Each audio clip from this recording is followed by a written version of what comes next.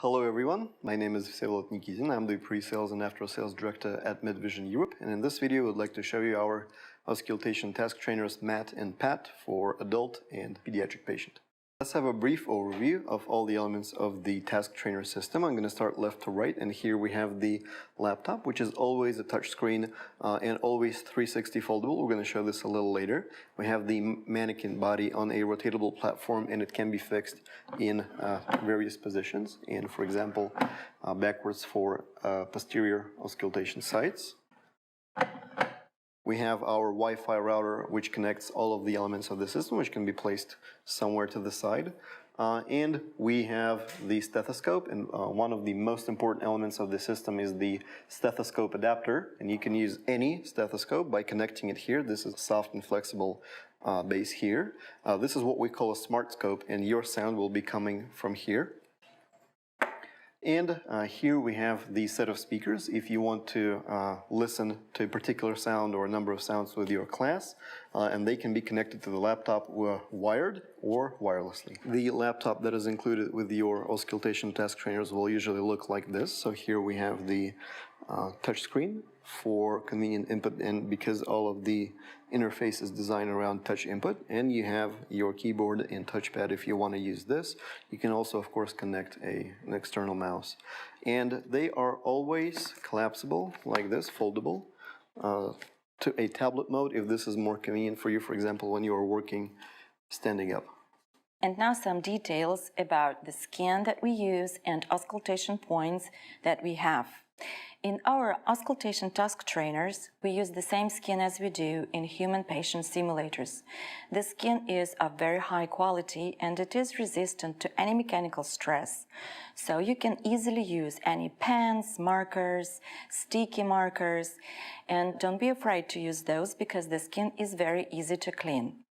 As about the size of our auscultation task trainer, it repeats the size of real human patients. And the auscultation task trainers have all anatomic landmarks that are necessary for proper auscultation.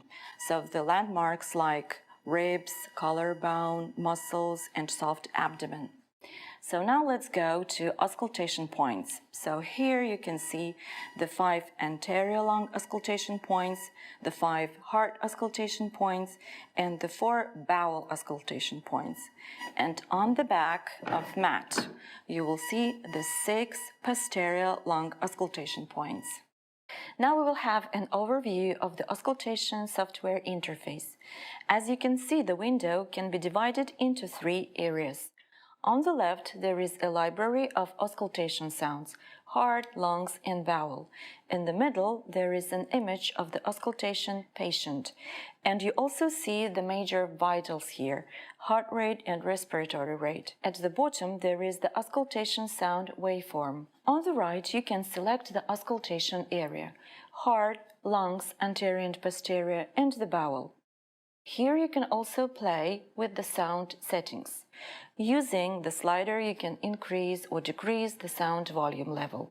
Using the Mute All button at the bottom, you can mute all the auscultation sounds. Using the Max Volume button, you can increase the sound volume to its maximum level. You can also turn on and turn off the auscultation point highlighting. For example, so now you can see that the auscultation point is highlighted. So why do we need it? A student will see the location of auscultation points and learn where to perform the auscultation of this or that sound. Now I will show you how everything works. For example, we will perform heart auscultation. Pay attention that when you select the area for auscultation, the list of sounds available also changes. In our case, for heart auscultation, we've got heart tones, murmurs, other sounds, and pathologies. When you tap on the group title, the list of sounds drops down. In our case, I select mitral valve. And you see that we see this point in the middle of the screen. I can change the auscultation point in the middle of the screen. As soon as I change the point, the sound waveform also changes. While running the auscultation, you can also add the ECG graph. So tap on the ECG button at the bottom and you will see the graph at the bottom of the screen. You can also adjust the respiratory rate and the heart rate values, and pay attention that while changing the values of those vitals, the waveform of the sound will also change accordingly. You can also change the volume level for all auscultation points using the button at the top of the screen. Just tap and use the slider.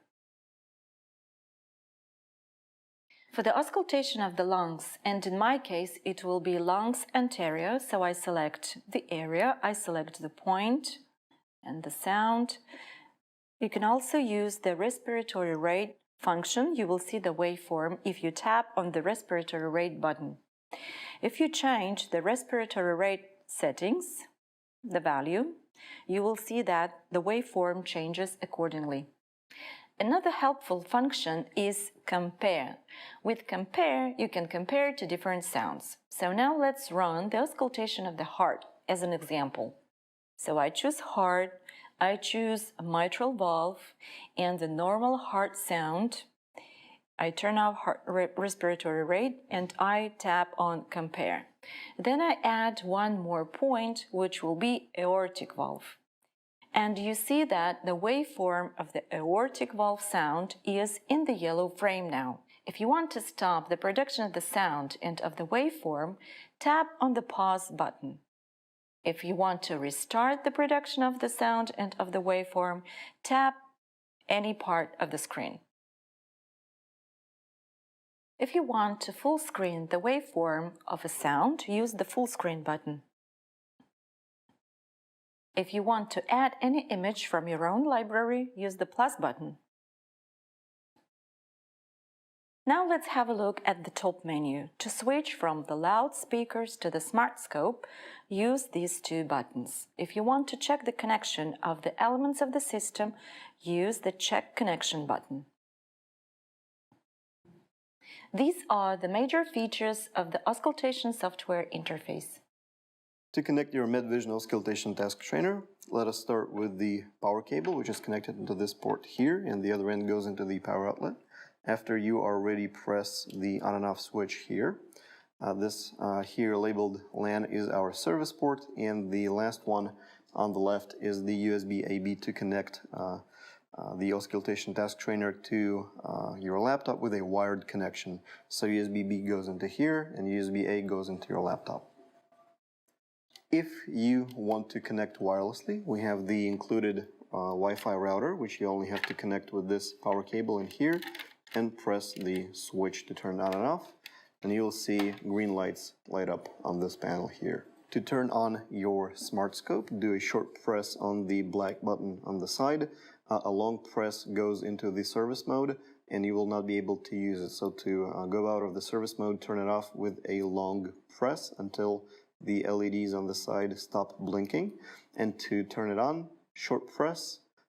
You'll see a series of rapid blinkings here, and then after it's done, it's going to start blinking slowly like it does now. It means you are connected, and Smart Scope uses a Bluetooth connection to your laptop.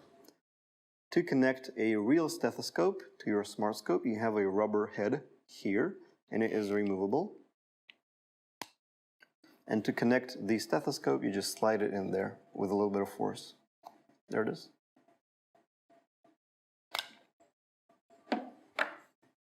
And last, if you wish to connect your speakers, different speakers might be provided in the kit. So this one, all you have to do is connect it to the power source and to the 3.5mm jack on the side of your laptop. However, it also supports Bluetooth connection, and for example, different kinds of speakers might be provided for, let's say, a USB connection to your laptop.